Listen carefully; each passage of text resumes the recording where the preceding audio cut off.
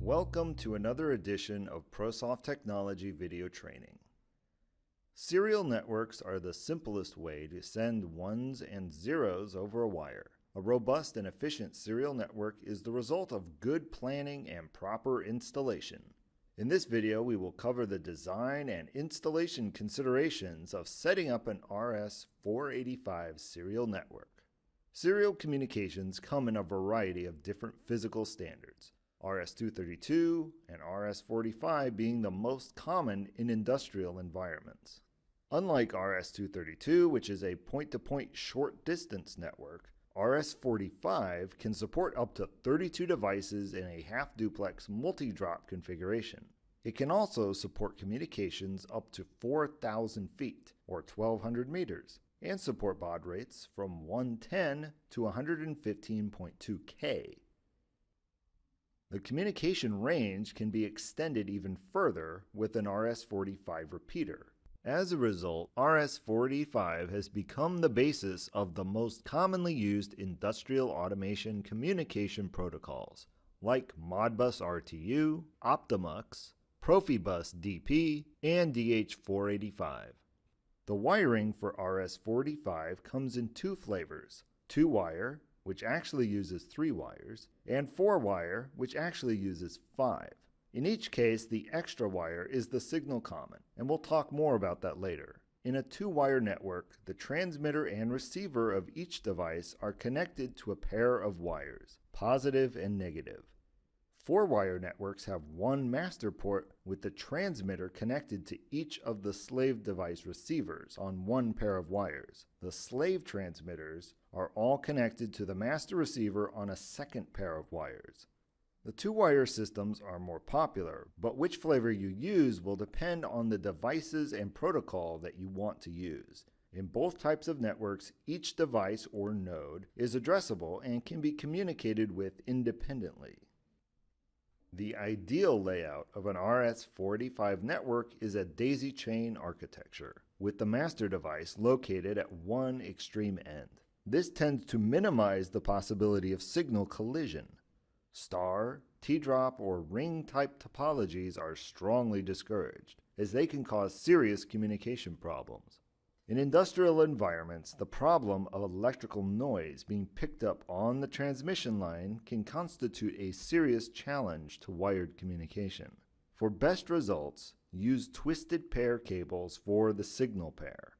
By twisting back and forth, the noise current generated by external interference affects the signal levels in both wires in roughly the same way, effectively canceling itself out and leaving the voltage difference on each line largely unaffected.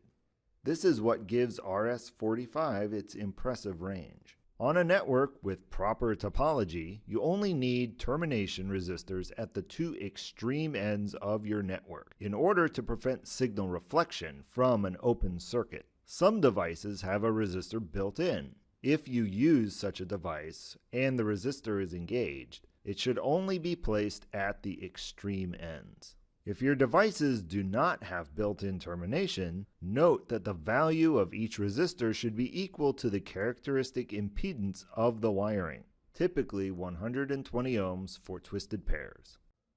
Another fundamental problem of wired electrical communication is that the earth has different potentials at different locations.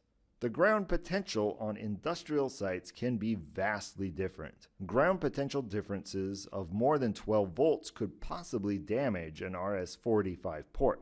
To solve this problem, or at least fight against it, RS485 networks utilize a signal common wire and a shield ground.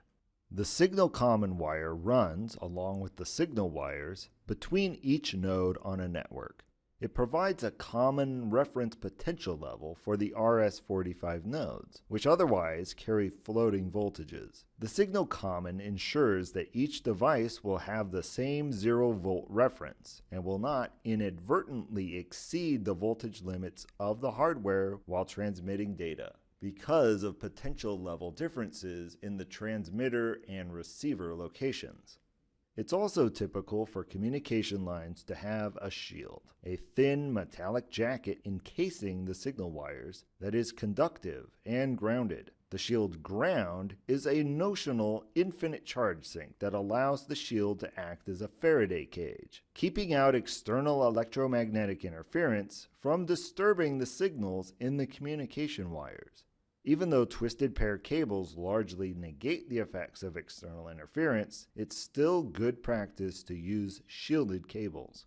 When wiring up your network, use the common signal reference cable to tie the ground potential of each port to the same ground. You should also ground the shield at only one point in the network.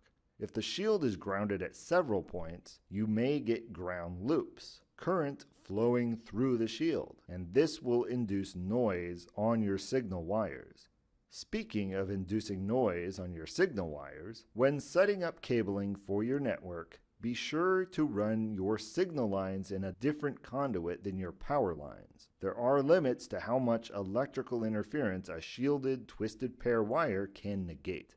Keep in mind that not all manufacturers label their wires the same. If your ProSoft master device constantly transmits but receives no reply, try swapping the two signal wires. There's no real standardization for the labeling of RS485 signal wires, so this is often the source of communication problems.